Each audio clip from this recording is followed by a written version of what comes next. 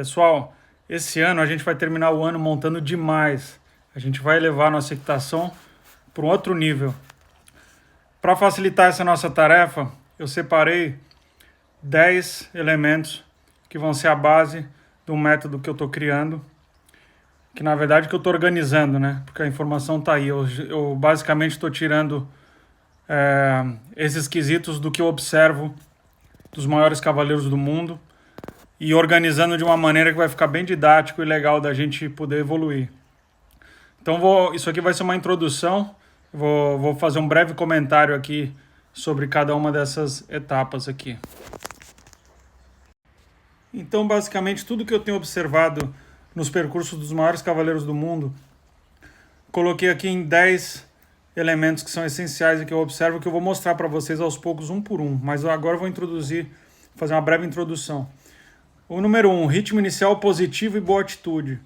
Por exemplo, você vê um percurso do Van Ackman, sempre ele já sai num galope, um galope bonito, um galope esporte positivo, e já com aquela atitude. O que é uma boa atitude? Você já sai com aquela sensação de vencedor, com aquela sensação boa no início da pista. Você não entrar numa batalha como derrotado, né? Você tem que, aquela coisa de estufar o peito, olhar para o percurso e ter aquela atitude de aqui é o meu momento. Então isso que eu chamo de boa atitude para começar uma pista, que tem a ver com o mental também.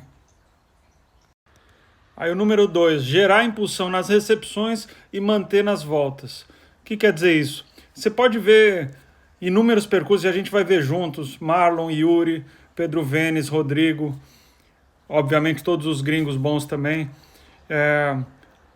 Tem quase sempre um padrão de receber de uma situação onde, por exemplo, termina uma linha, vai começar uma volta, um momento do percurso onde tem um respiro, mas esse respiro não deixa passar a impulsão para trás. Existe um movimento para frente, mantém na curva, porque depois a chegada, aí que vai levar para o número 3, as chegadas iguais ou levemente compactadas. Isso aqui o Dauda trabalhou muito comigo durante muitos anos e me falava muito sobre isso, e hoje em dia está muito claro isso para mim. As chegadas sem aceleração no final, são chegadas que você já gerou a impulsão já está lá, você só administra. Aí o número 4, estabilidade nas mãos. Eu já fiz um vídeo falando sobre isso, depois eu vou fazer outro aprofundando mais. Não são todos cavaleiros que fazem, tem cavaleiros que são craques e que têm um contato intermitente. Eu acredito que se o cara é craque e treinar isso aqui, ele vai ser melhor ainda. Uma vez o John Madden me falou assim, às vezes a gente olha, por exemplo, fala assim, o Ludiger põe a perna para trás. O John Madden me falou uma vez assim, talvez se ele não colocasse, ele fosse melhor ainda. Então sempre tem esse pensamento, né? A pessoa pode ser bom que for, e talvez algum desses quesitos ela é nota 10 e talvez não. E talvez ela pudesse ser melhor se ela fizesse algum desses quesitos melhor. E a gente vai trabalhar bastante estabilidade das mãos, eu tenho um sistema para ajudar com isso. Aí número 5, a precisão. Eu coloquei a precisão em quinto, porque quando esses outros elementos vão nessa ordem, a precisão já é muito mais fácil, entendeu? A precisão é uma sintonia fina. E aí chegamos ao item 6, que é retidão, que é fundamental também. Os holandeses são obcecados com a retidão, por exemplo, os alemães também. E alguns outros, os franceses não tanto. Mas enfim, cada um pouco do seu jeito, mas retidão é um fundamento que a gente vai trabalhar e falar especificamente sobre como chegar nisso mais consistentemente. Aí vem o número 7, eu vou me afastar aqui para aparecer. Ó. Sincronismo, leveza e proximidade. Isso nos últimos anos, eu tenho tido insights muito legais sobre o que para mim é a modernização do nosso esporte, a leveza, o sincronismo com o cavalo, a leveza, o jeito de sentar na sela. E o que é proximidade? É estar perto do cavalo, você conseguir fazer tudo isso coladinho com o cavalo. Esse número 7 a gente vai falar muito aí esse ano, e a gente vai ficar bom nisso, a gente vai ficar afiado. Então no item 8 a gente tem controle do corpo e equilíbrio. Isso o Marlon é mestre, né? O Marlon poderia ser um equilibrista se não fosse cavaleiro, né? Porque o centro de gravidade e a maneira que ele se coloca ali na sela é excepcional, são excepcionais.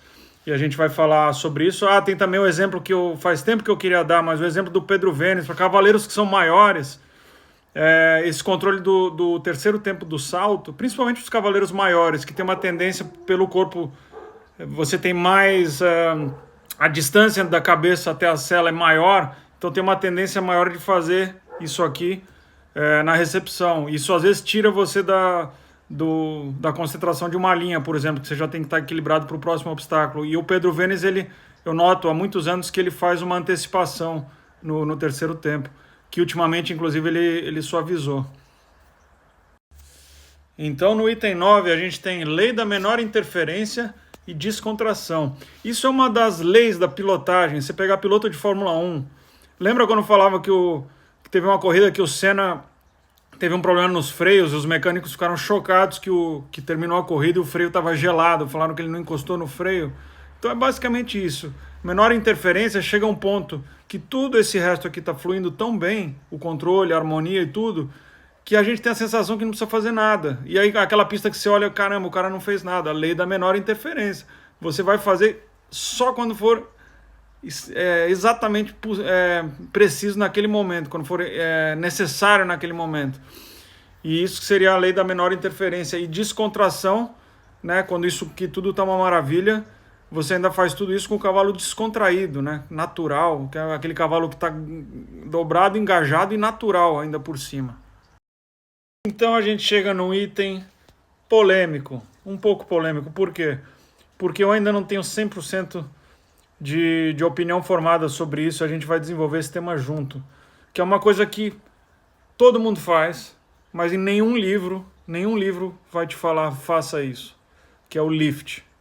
Tá? Já teve lugar que eu montei aqui na Europa que eu já vi pessoas sendo severas assim com os alunos, dizendo que era algo completamente errado, se você fizer isso você é um completo amador.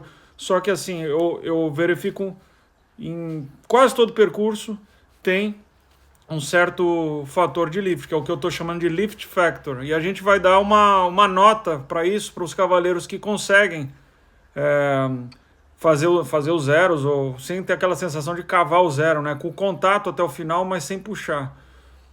E a gente vai falar sobre isso também.